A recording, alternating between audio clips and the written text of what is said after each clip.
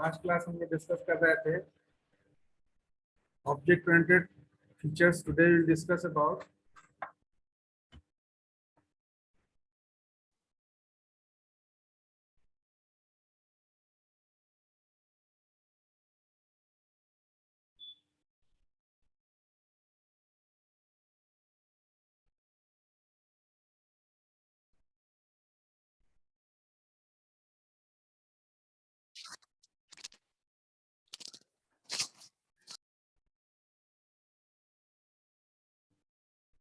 Features.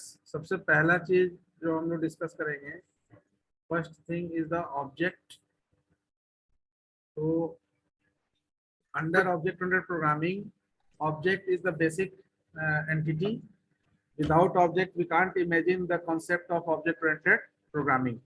So object is the basic entity, you can say, through which we think about the group.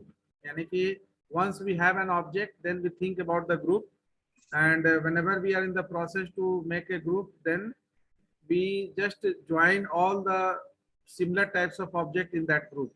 So group का concept जो है, it will generate the concept of class. तो first of all object is object basically अगर define किया जाए तो ये क्या है, this is the raw fact and figures, you can say, ठीक है ना. दिस वन इज द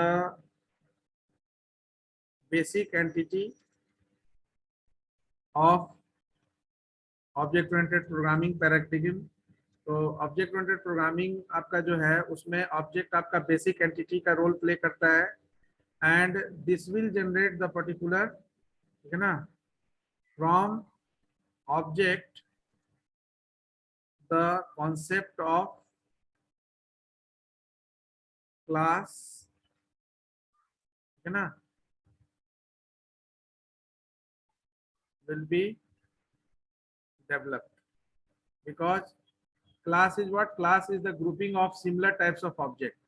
तो ऑब्जेक्ट ओरिएंटेड प्रोग्रामिंग में सबसे जो आप बोल सकते हैं बिल्डिंग ब्लॉक में आपका ऑब्जेक्ट है, because class is itself A object.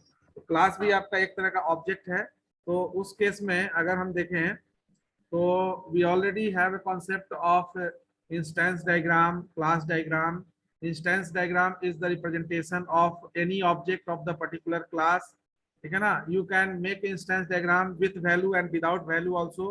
यानी कि whenever you enclose the particular class name within the rounded rectangular box, that this is the instance diagram for the class student.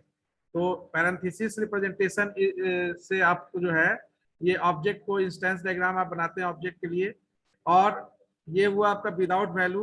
दूसरा कि with value, यानी कि you can also design the instance diagram, represent the instance diagram with value. तो whenever we place value, then there is a data and function for the class.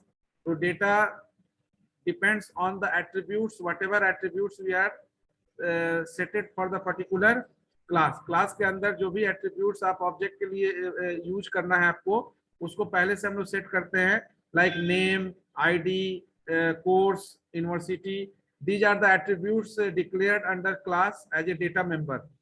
And to access this attributes for particular object we have several function and which is declared under public access specifier. Now the concept of object is what? When we think about the object, then you just see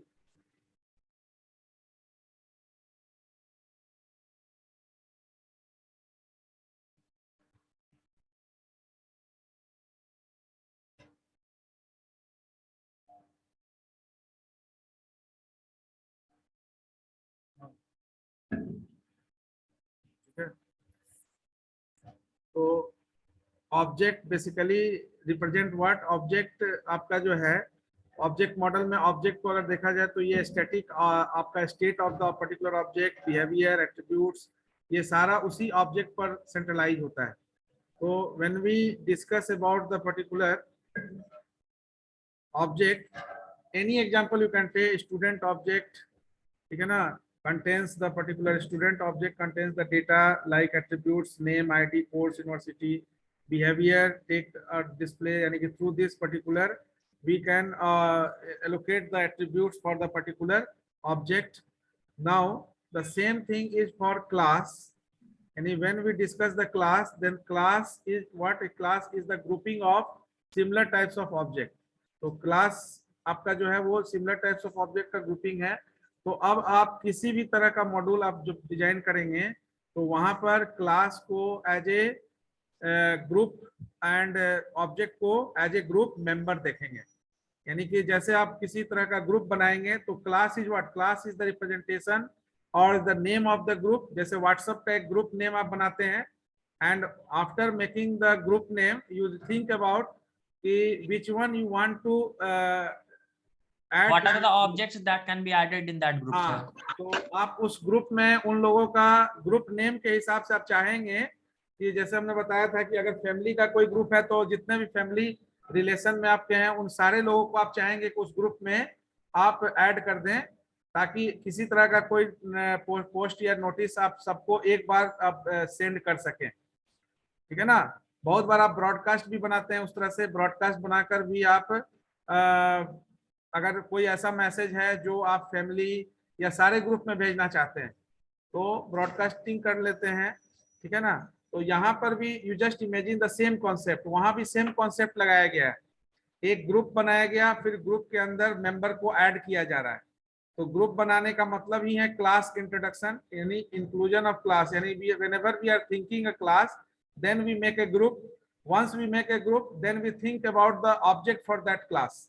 And whenever you are adding people in your group that means you are just thinking about the similar types of member for that particular group. तो जिस group में जिस तरह का member को आपको रखना है you think about that object only. You don't think about other object which is not included or no need to include that sort of member in that particular group. So then it is very much clear to you. Now when we introduce class then just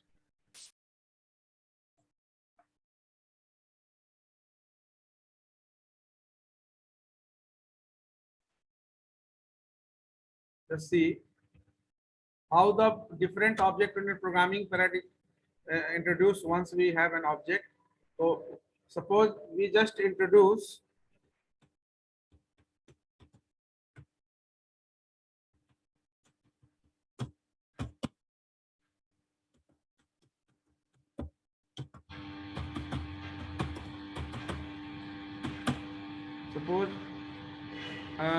when we think about the class. यानी कि जब हम class के बारे में सोचेंगे introduce करेंगे तो we just imagine any class. Suppose we introduce a class name like fact.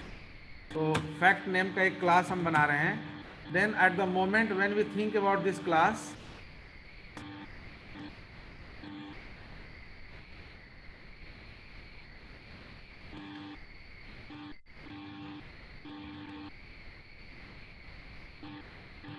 है ना.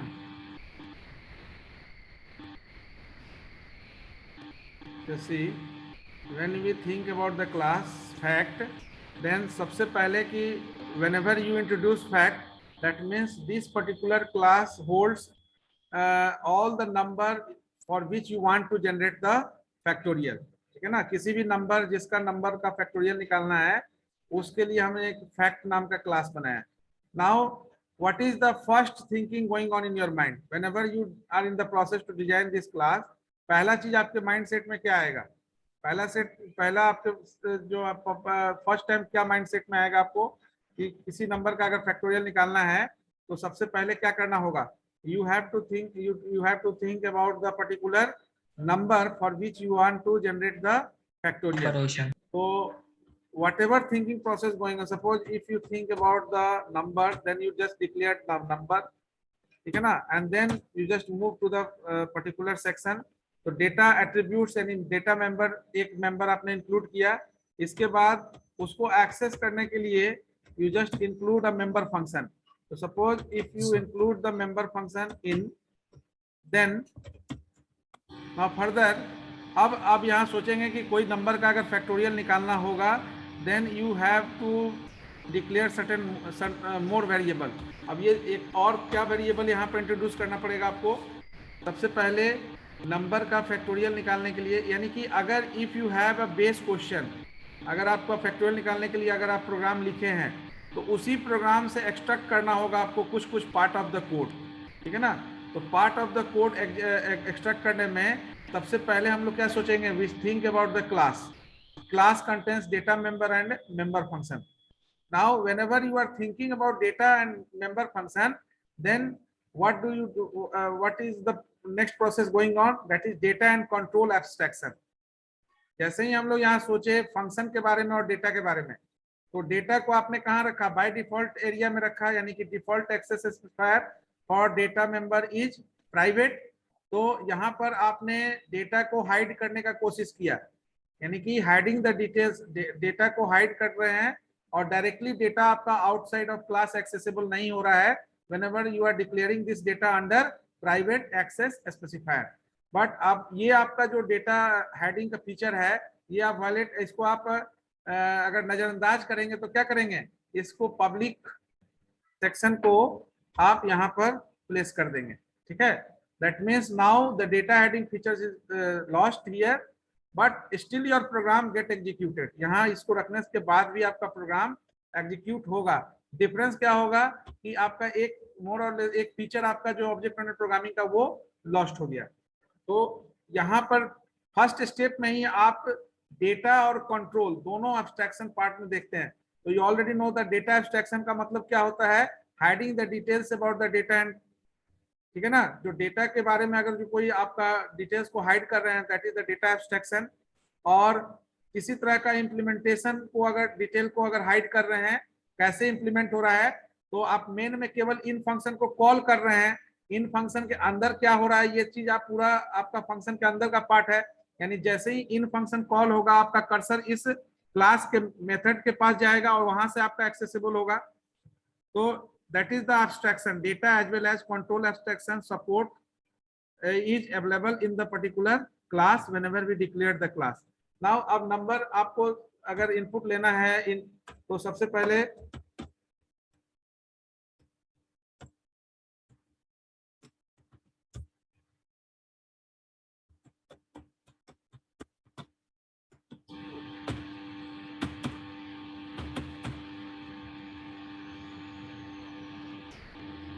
सीन, ठीक है।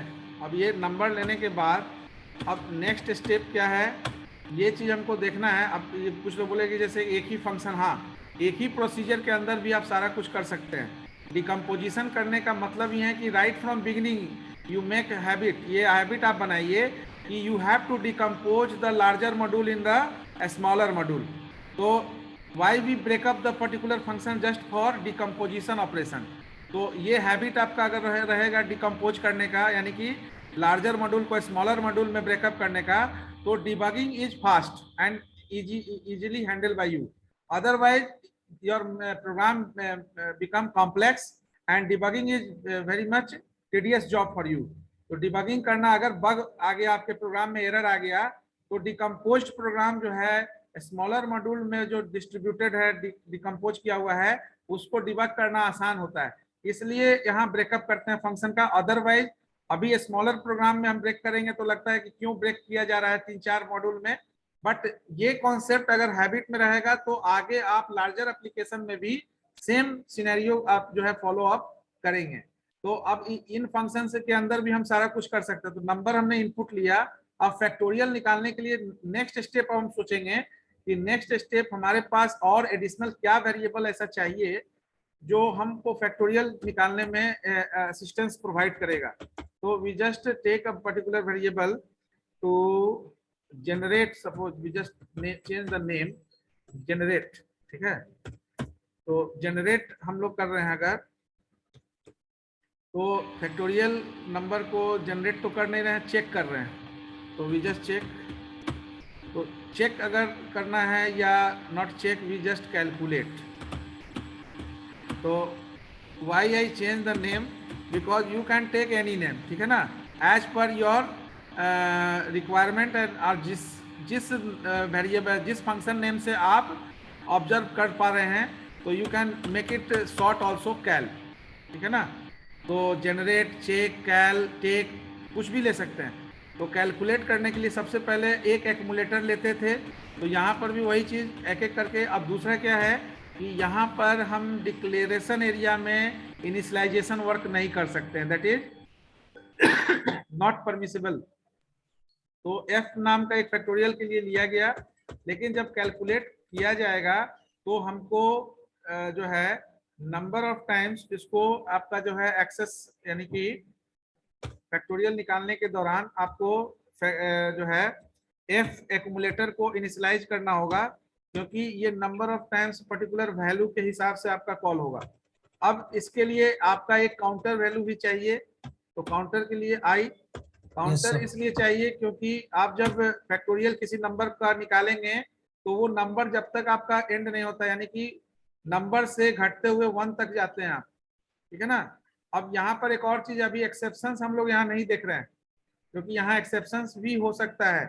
तो एक्सेप्शंस को भी आपको कहाँ चेक करना होगा, इसी कैल फंक्शन में चेक करना होगा। एक्सेप्शन इन द सेंस कि there is no factorial for negative value, the factorial for 0 is 1, you have no option to calculate it.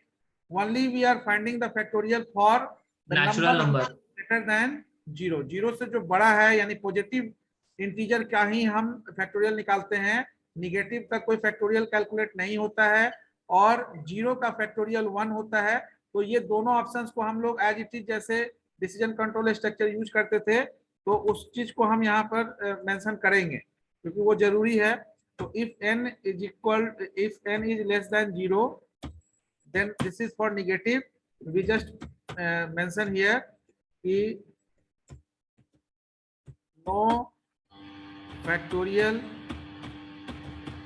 because अगर ऐसा नहीं करेंगे तो आपका कोई भी यूजर इसमें उस तरह का वैल्यू डालकर आपके प्रोग्राम को डिलिमिट कर सकता है। तो no factorial for negative number. This message is displayed onto the screen. And then again we check simple if, just takes the simple if n is equal to 0, then again see out factorial of 0 is 1, okay. We just print it in a static manner, and then if N is else, greater than 0. if you use else if ladder statement, then you can use if else if and then else, ठीक है। Otherwise simple if अगर ले रहे हैं तो यहाँ पर आपको तीसरा कंडीशन भी दिखाना ही पड़ेगा। If n is greater than 0, then only you do this exercise.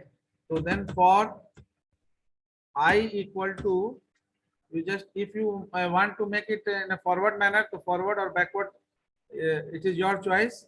तो I equal to 1 forward manner में ले रहे हैं, I less than equal to n, I plus plus, and then again you take F equal to F into I. F into I. तो यहाँ forward है, अगर I n से लेंगे तो 1 तक जाएंगे, I minus minus decrement operator, और F कैलकुलेट करेंगे, इसके पहले F को 1 किया गया, ठीक है। अब यहाँ पर अगर हम चाहें तो यहाँ ही रिजल्ट डिस्प्ले करा सकते हैं, लेकिन we don't display the result in this particular section, ठीक है ना। और भी नीचे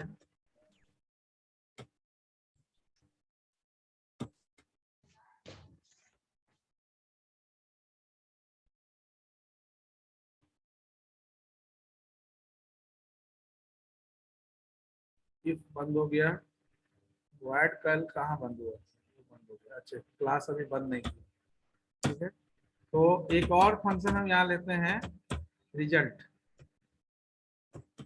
ठीक है। फंक्शन से लेने से आपको जो है जितना ज्यादा फंक्शन लेना है लीजिए, ठीक है, जितना ब्रेक कर सकते हैं। तो रिजल्ट में क्या है, फैक्टोरियल। अब ये रिजल्ट जो है आपका जब ये होगा तब यहाँ देगा, नहीं तो बाकी के लिए तो रिजल्ट आपका ऊपर में ही कॉल हो जाएगा। तो रिजल्ट फंक्शन में अब एक चीज और यहाँ ध्यान रखना है कि रिजल्ट में आपका ये पार्ट नहीं हो रहा है, ये दोनों पार्ट, तो रिजल्ट फंक्शन अगर इस पर्टिकुलर पार्ट के लिए होगा तो रिजल्ट कैसे कॉल होगा, है ना। तो रिजल्ट कैसे कॉल होगा, तब उस केस में आप चाहें तो यहाँ पर लेबल बना सकते हैं, ठीक है ना। लेबल आप यूज करते थे जैसे गो टू लेबल, तो लेबल आप यहाँ पर बना सकते हैं कर्सर का, लेकिन चूंकि यहाँ पर जो है दो चीज आपने चेक किया है, तो इसके लिए अलग से ये फंक्शन को अवॉइड कर दीजिए, इस फंक्शन को। एल्स वाले पार्ट में इसको इंक्लूड कर देंगे सर। हाँ,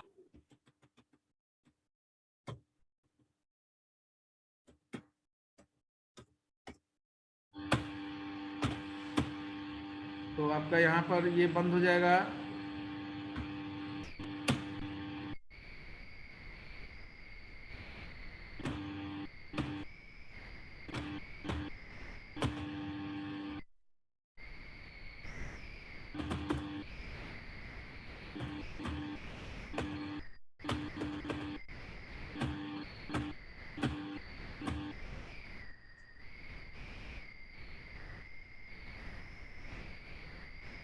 परसेंटेज डी का आदत खराब हो गया।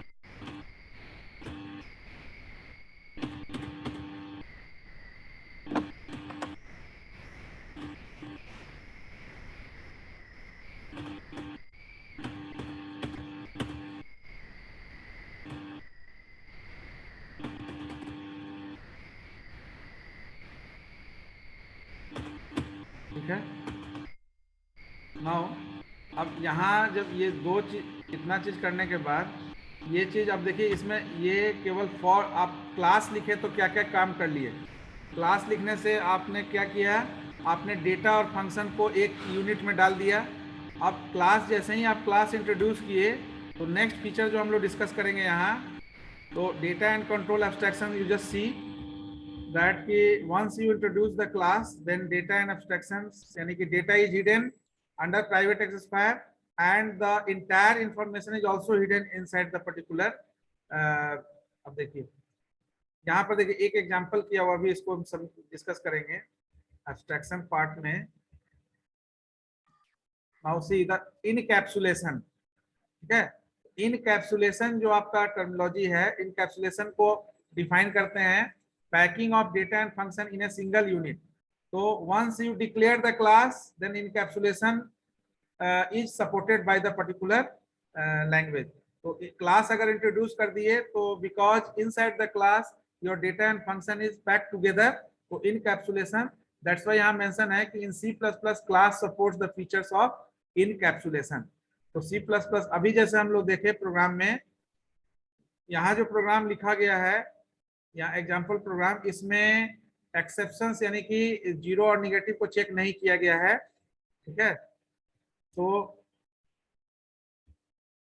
Now you have to think about the instance, यानी कि अब तो आप प्रोग्राम लिख दिए, लेकिन इसको इम्प्लीमेंट करना है। इम्प्लीमेंट करने के लिए क्या करना होगा, ऑब्जेक्ट बनाएंगे सर, हाँ ऑब्जेक्ट बनाएंगे। हाँ मेन फंक्शन लिखना होगा, क्योंकि ऑब्जेक्ट आप वेरिएबल मेन में ही लेंगे। तो फैक्ट क्लास का कोई भी नाम का ऑब्जेक्ट अगर टी ऑब्जेक्ट लेंगे तो ये सिंगल ऑब्जेक्ट के लिए काम करेगा।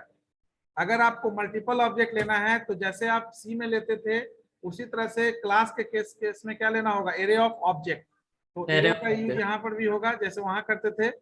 पॉइंटर भी यूज होगा यहाँ, आगे हम लोग डिस्कस करेंगे। Array of object. हाँ, तो T dot in is the function and T dot cal is the function, है ना। अब सी, अब देखिए यहाँ पर जो मेन लिखे, तो मेन में आपने क्या किया, आपने दो मेथड को कॉल किया क्लास का। ये दो मेथड को कॉल करने का मतलब क्या है, that is the part of message passing, यानी you are using communication operator dot, and through the communication operator dot you can access the method और function available with the class. तो in and call is the method and function of this particular class fact. तो fact class का जो है, ये दो function को हम लोग यूज करना चाह रहे हैं। यूज करने के लिए कम्युनिकेशन ऑपरेटर यूज किया,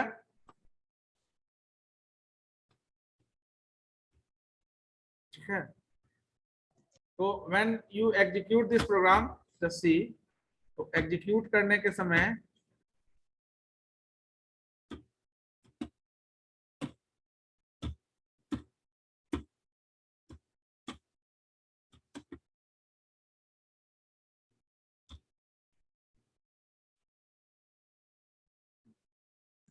सर वहाँ एक एक्स्ट्रा चला गया कर्ली ब्रेसेस। लिखा है क्या? सर उसको इमिट करना पड़ेगा वहाँ वॉइड कैल्क वाले के पहले जो है ना sir.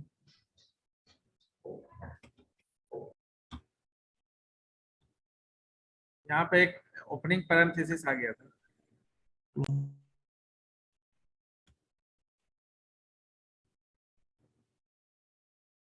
So suppose we just take 5, factorial of 5 is equal to 120.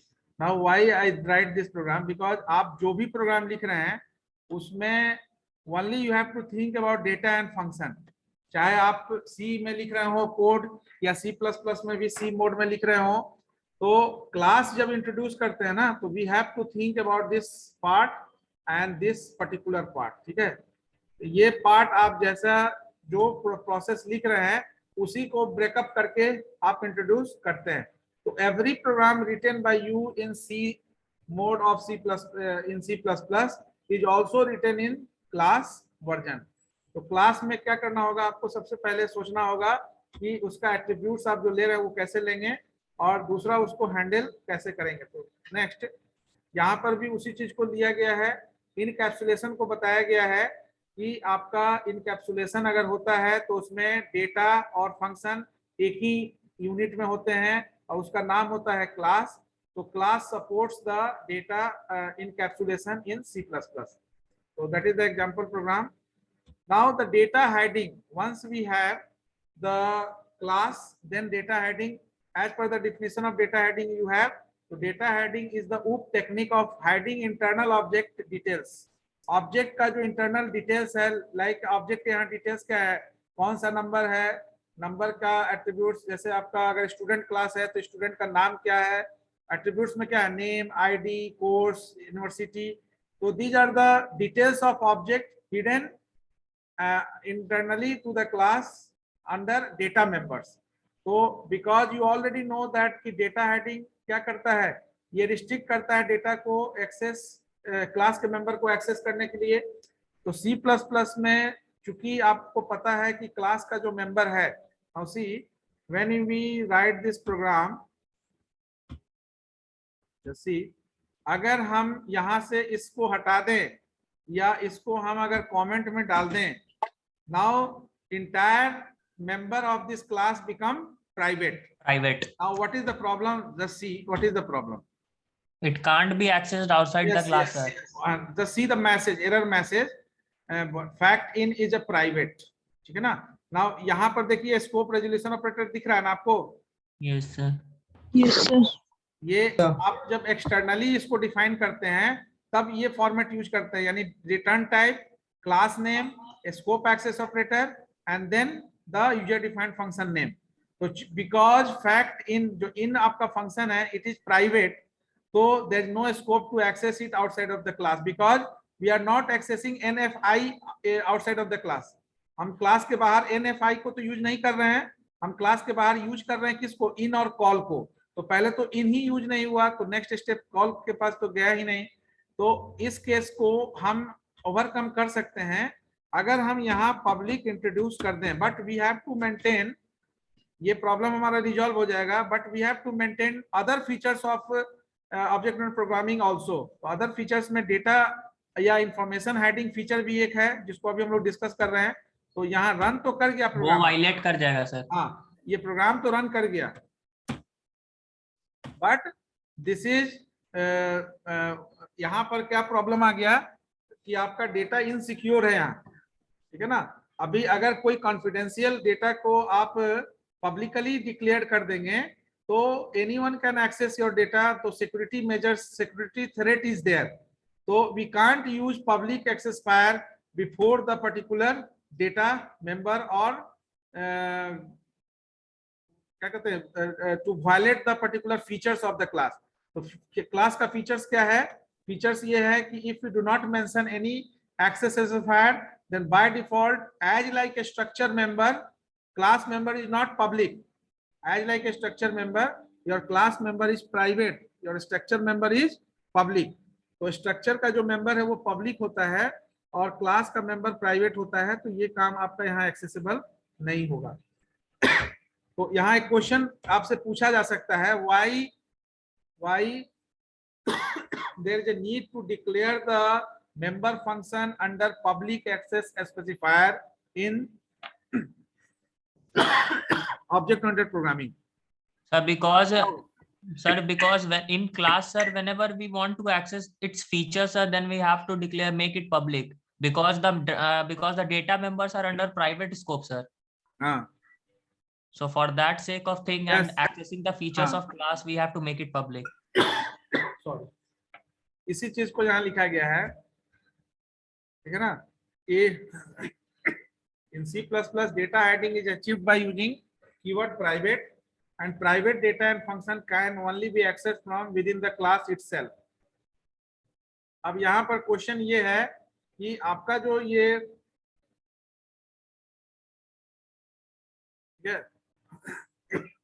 मान लेते हैं कि ये अगर आपका ये यहाँ हम प्राइवेट इसको अगर कमेंटेड कर दिए तो अब तो ये फंक्शन भी आपका प्राइवेट हो गया। Yes sir. तो अब ये क्वेश्चन ये है, क्या हम फंक्शन को प्राइवेट में डिक्लेयर कर सकते हैं? यस, कर सकते हैं, लेकिन अब क्वेश्चन है कि अगर कर सकते हैं किए तो एक्सेस कैसे करेंगे? तो एक्सेस करने के लिए अगेन क्या करना पड़ेगा आपको? एक सर मेंबर फंक्शन आता है ना C++ में, एक्सेस करने के लिए आपको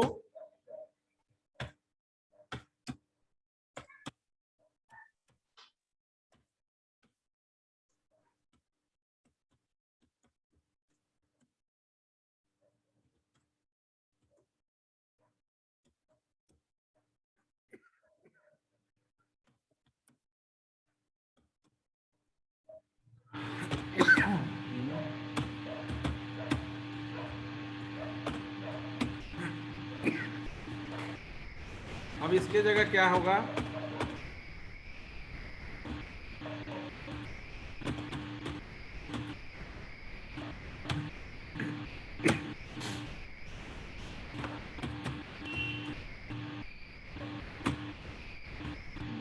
सर सर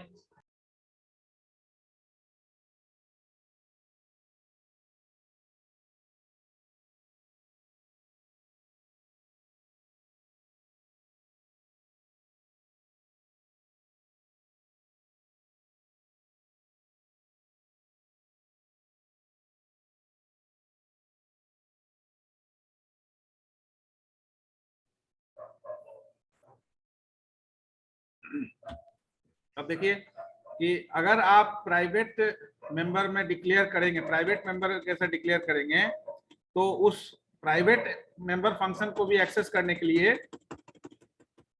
फिर आपको एक फंक्शन चाहिए होगा।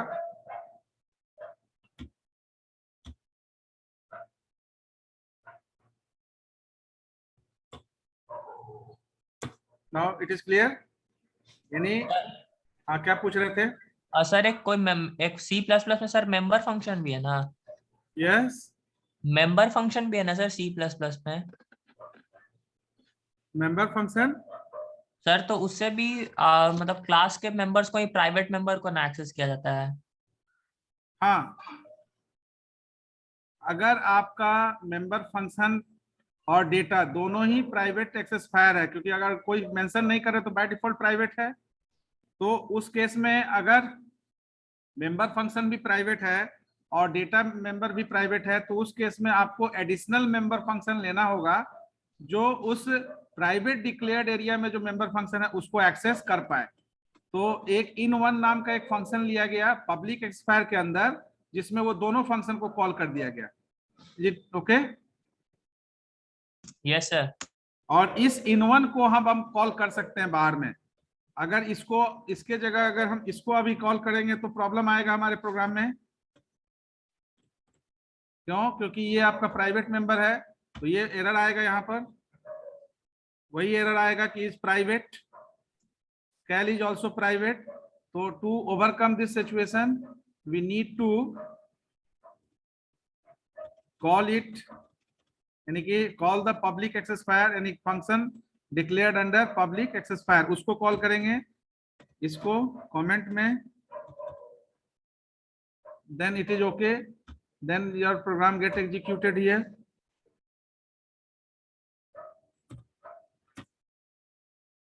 ठीक है ना? Yes sir. Now Yes, sir. now see, तो अब यहाँ पर डेटा हाइडिंग फीचर्स आपका जो है, डेटा हाइडिंग फीचर्स आपका जो है वो भी मेंटेन रहा, आप प्राइवेट मेंबर फंक्शन और डेटा को भी एक्सेस कर पाए एडिशनल फंक्शन लेकर, ठीक है। Now next part is what, ये चीज आपका क्लियर है कि जो डेटा मेंबर होता है क्लास का वो बाय डिफॉल्ट प्राइवेट होता है। स्ट्रक्चर का जो आपने यूज किया है सी में, जो C++ में भी यूज होगा, स्ट्रक्चर का मेंबर बाय डिफॉल्ट पब्लिक होता है और इसलिए स्ट्रक्चर के मेंबर को हम directly outside of the structure access कर पाते हैं, ठीक है। Now Yes sir. once you have the concept of class, then the next feature we discuss, that is the inheritance. So if there is a single class, ठीक है ना, अगर एक सिंगल क्लास है तो हम लोग इनहेरिट कर सकते हैं, कोई भी पर्टिकुलर ऑब्जेक्ट को इनहेरिट कर सकते हैं। जैसे सपोज एक कोई क्लास हमने बनाया, ठीक है,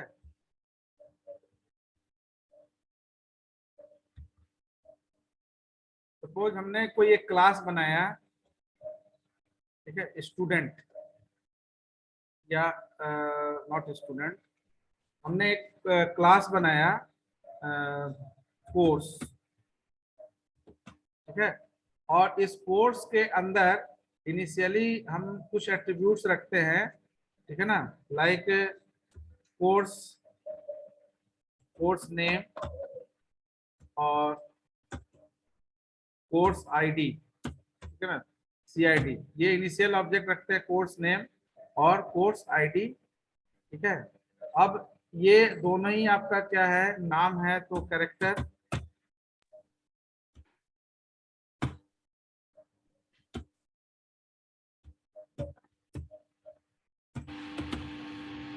ठीक है। अब इस कोर्स आईडी और नेम के बाद हमने कुछ और सोचना छोड़ दिया, नहीं सोच पाए, ठीक है ना। कोर्स आईडी और नेम लिखे, और कुछ इसमें हो सकता है विनायक, कोर्स का और डिस्क्रिप्शन कुछ दिया जा सकता है कोर्स आईडी और नेम के अलावा?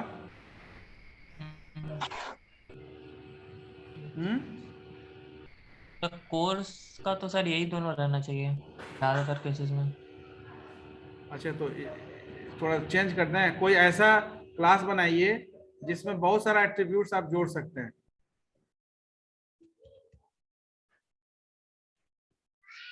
जनरलाइजेशन की तरफ जाइए, जनरलाइजेशन की तरफ। Yes sir, yes. Generalisation gives you the parts of relationship. Generalisation या सर इसमें कर सकते हैं ना सर, जैसे कोर्स नेम है ना, हाँ। कोर्स नेम में BCA हो गया तो BCA का भी sir first year, second year, third year, वैसे कर सकते हैं इसको। सिंपल हमको अगर देखना है कि कोई एग्जिस्टिंग क्लास से कुछ नया चीज जोड़कर हमको नया क्लास बनाना है, ठीक है, तो Yes, कोई भी sir. क्लास आप ले सकते हैं। कोर्स भी ले रहे हैं अगर आप, तो तो इसमें भी जोड़ देंगे सर। कोर्स आईडी मान लेते हैं, कोर्स आईडी आपने दिया, कोर्स नेम आप नहीं दे रहे हैं, ठीक है, सिंपल ले लीजिए। कोर्स आईडी आपने क्रिएट किया at the moment when you are designing the course as a class, तो whenever you write the in function, you just enter course ID। course ID, ठीक है, and here you mention CID, course ID, and here you just display the same, display, यानी उसी को आप display करा दे रहे हैं, तो कोर्स ID,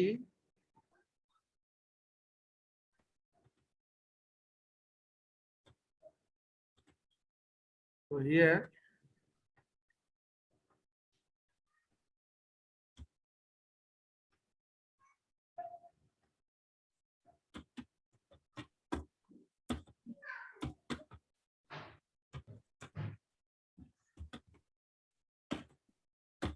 है ना, सिंपली, तो इसका जरूरत नहीं है।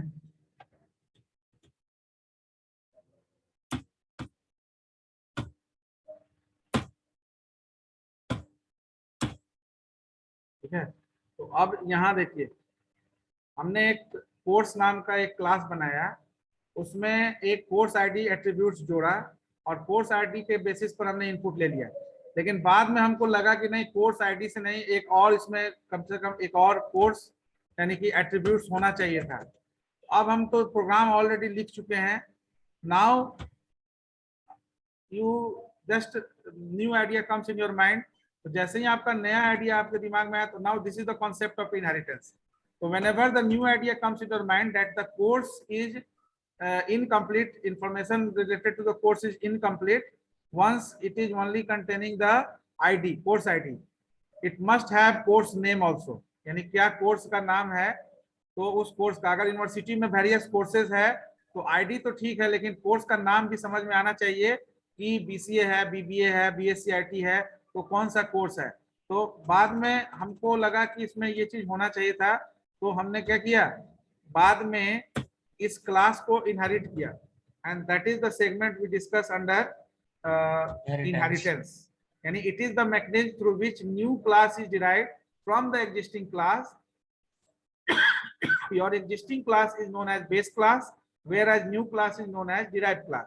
So how the derived class concept occur? So whenever new idea comes in your mind, then the new idea is implemented through the derived class, and your derived class is inherited from the base class. So from here, the reusability of code feature is supported by the object-oriented programming. तो यहाँ पर reusability features, यहाँ पर example program दिया है। Let's see. Simple यहाँ C से C++ inherit किया हुआ है, ठीक है। तो that is the concept C। तो अब यहाँ प्रोटेक्टेड, देखिए अगर प्रोटेक्टेड लिखते हैं तो प्रोटेक्टेड लिखने का जरूरत है, लेकिन अगर सिंगल क्लास है तो ये प्रोटेक्टेड और प्राइवेट सेम काम करता है। Yes, आगे हम sir. लोग फीचर्स भी डिस्कस करेंगे। तो अगर C से C++ इनहेरिट हुआ, तो सपोज C में एक वेरिएबल A था, तो C++ में एक वेरिएबल B को भी जोड़ दिया गया। क्यों? क्योंकि हमको दो नंबर को जोड़ने के लिए कम से कम दो वेरिएबल चाहिए। तो एक ऑपरेंड तो दिख रहा है, दूसरा ऑपरेंड हमने C++ में इंट्रोड्यूस किया और एक इनपुट फंक्शन बनाया जिसमें नंबर इनपुट हुआ और सम से डिस्प्ले हो गया। यानी CPP is the your inherited class, यानी कि this is the inheritance, D is the object, and D से जब इनपुट और शो फंक्शन को आपने कॉल किया तो दो नंबर का जोड़ने का काम यहाँ पर हुआ। अब यहाँ इस एग्जाम्पल प्रोग्राम में ये क्या क्लियर कर रहे हैं कि आप जब भी कोई इनकम्प्लीटनेस होता है तभी आगे सोचते हैं। तो यहाँ पर इनकम्प्लीटनेस था कि single variable is not efficiently perform the binary addition. तो for binary addition we need at least two variable.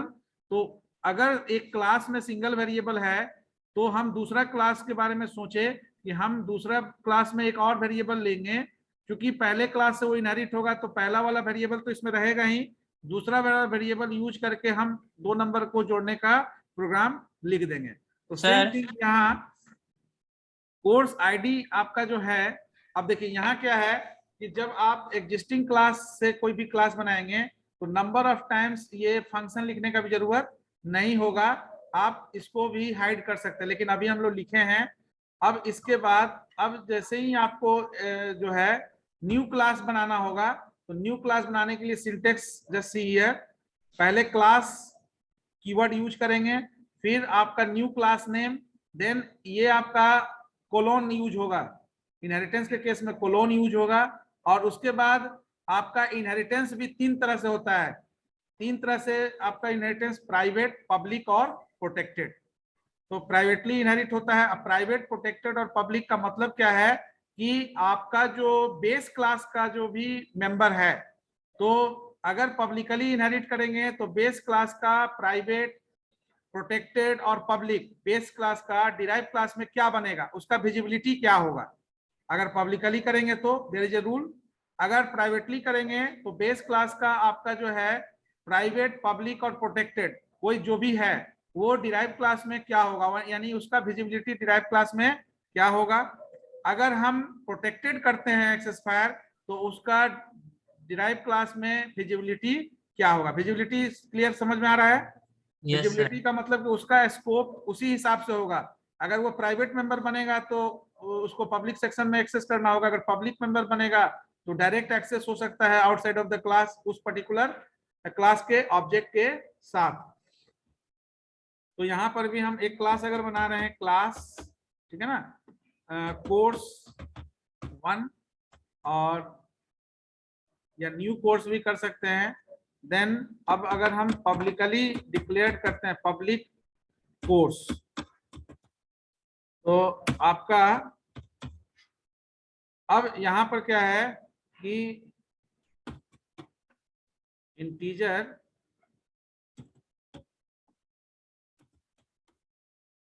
cname,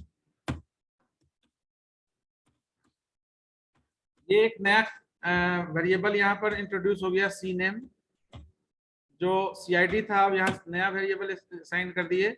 अब देखिए यहाँ पर जो कुछ भी आप किए ये सारा वर्क आप इस क्लास के पब्लिक सेक्शन में,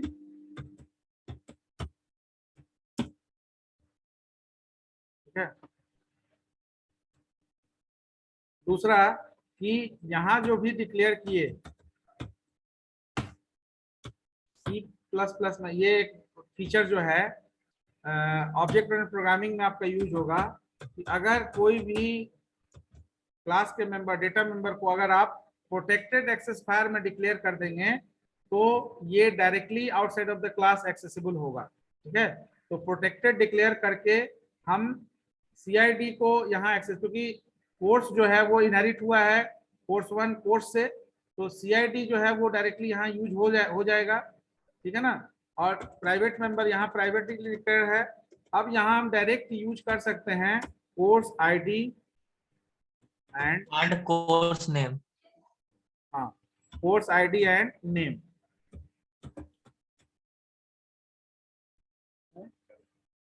क्लास ले रहे थे सर सिंबल वहां पे डबल ग्रेटर देन का होगा ना? हैं? जहाँ पे सी नेम लिए उससे पहले sir symbol double greater than का होगा ना? इनपुट ले रहे हैं सर। एक्सट्रैक्शन तो बोला उल्टा लिख दिए।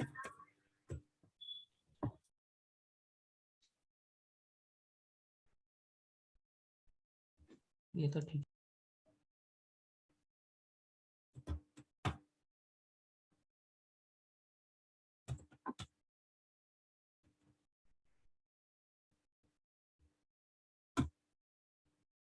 है तो simply अब now there is no need to use course, you can use course 1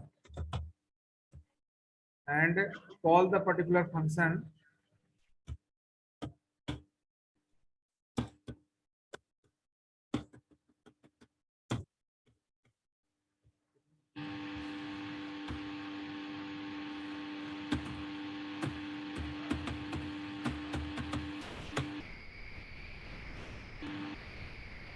कैल नाम का फंक्शन नहीं है क्या? डिस्प्ले डिस्प्ले ना है sir.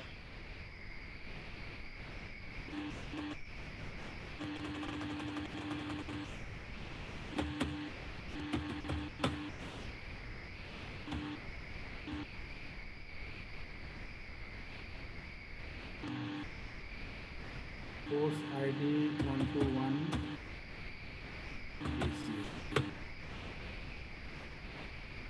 course ID is 121 and course name is BC. Yes Are you getting the point? Yes sir. Yes sir. तो ये इसलिए एग्जांपल लिए कि यहाँ पर जब वेरियस टाइप्स ऑफ इनहेरिटेंस हम लोग डिस्कस करेंगे तब वो फीचर्स डिस्कस करेंगे, स्कोप, विजिबिलिटी, पब्लिकली एक्सेस होगा तब क्या होगा। Right now we are discussing about the particular features of groups. तो once you have a class then you can perform the inheritance or reusability of code also, क्योंकि अगर एक class होगा तो you can treat that class as a base class and further design a new class which is treated as derived class. So that is the particular next जो features है आपका polymorphism. Polymorphism का मतलब होता है one name having many forms. तो basically polymorphism में in C++ we discuss about compile time polymorphism and runtime polymorphism. So compile time polymorphism, you already know that the binding occur at the time of compilation. तो function overloading and operator overloading दो तरह से हम compile time polymorphism को जो है deploy करेंगे, discuss करेंगे. और run time is used for function virtual function. तो बेसिकली कंपाइल टाइम पॉलीमॉर्फिज्म को आप जावा में जब पढ़ेंगे तो वहां पर method overloading and run time polymorphism is the method overriding. ठीक है ना? Yes sir. मेथड ये जावा में केवल टर्मिनोलॉजी में डिफरेंसेस है. तो मेथड ओवरलोडिंग एंड ओवरराइडिंग. तो यहाँ पर ओवरराइडिंग के लिए वर्चुअल फंक्शन यूज करेंगे और ओवरलोडिंग के लिए फंक्शन ओवरलोडिंग. तो इसी को फंक्शन पॉलीमॉर्फिज्म या ऑपरेटर पॉलीमॉर्फिज्म भी आपके यूनिवर्सिटी में बहुत बार क्वेश्चन आया है कि what do you mean by function polymorphism. तो function polymorphism is the polymer compile time polymorphism and function overloading बोलिए, फंक्शन पॉलीमॉर्फिज्म बोलिए, कंपाइल टाइम पॉलीमॉर्फिज्म बोलिए या स्टैटिक बाइंडिंग बोलिए या अर्ली बाइंडिंग बोलिए, all are same. Early binding, static binding, compile time polymorphism. And in case of runtime polymorphism, you can say dynamic binding, runtime polymorphism, dynamic binding, or you can also say late binding. ठीक है ना? तो Yes, late sir. binding, runtime polymorphism, or dynamic binding. These are the same name used for the runtime polymorphism. अब function overloading का मतलब कि whenever we are using the same name of function, ठीक है ना?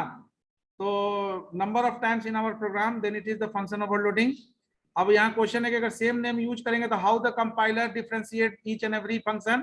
तो On the basis of data type, each and every function on the basis of number of argument and data type. So here there is one example program in which we simply take a sum function, and under sum function, first of all we take two integer parameter, second we take two float parameter, in third we take integer and float, and in fourth we take three parameter of mixed mode, integer, float and integer. तो on the basis of your parameter passing, यानी user जब integer पास करेगा तो integer compiler जो integer function को call करके workout कर देगा. अगर दोनों फ्लोट पास करेगा तो उसके हिसाब से. ठीक है ना? अब लेकिन यहाँ जो चीज हम लोग देख रहे हैं फंक्शन ओवरलोडिंग में, ये मेरिट भी है और डिमेरिट भी है. डिमेरिट कैसे है? डिमेरिट इसलिए है कि यहाँ पर आप यूजर को डिलिमिट कर रहे हैं. यूजर को आप ये डिलिमिट कर रहे हैं कि आप 3 नंबर से ज्यादा का नंबर नहीं सोचिए. ठीक है ना? 2 नंबर से नहीं. अगर यूजर 4 और 5 नंबर के लिए सोचने लगेगा तो इसका कोई एंड नहीं होगा. ठीक है ना? ये ओवरलोडिंग का एंड नहीं होगा. मतलब कि आपको 4 के लिए फिर लिखना पड़ेगा, क्योंकि कंपाइलर तभी समझ पाएगा जब 4 के लिए आप लिखे होंगे. तो कितने नंबर ऑफ फंक्शन आपको लेना होगा, ये इसका लिमिटेशंस, ये डिलिमिट करना संभव नहीं है. तो इसलिए इसका सॉल्यूशन आगे हम लोग डिस्कस करेंगे टेम्पलेट के फॉर्म में, फंक्शन टेम्पलेट. तो जहां पर टेम्पलेट पैरामीटर यूज होगा और ये जो है नंबर ऑफ जो पैरामीटर अलग अलग ले रहे हैं वो डिलिमिटेड हो जाएगा. तो प्रोग्रामर पॉइंट ऑफ व्यू से इसको नेक्स्ट क्लास में कंटिन्यू करेंगे.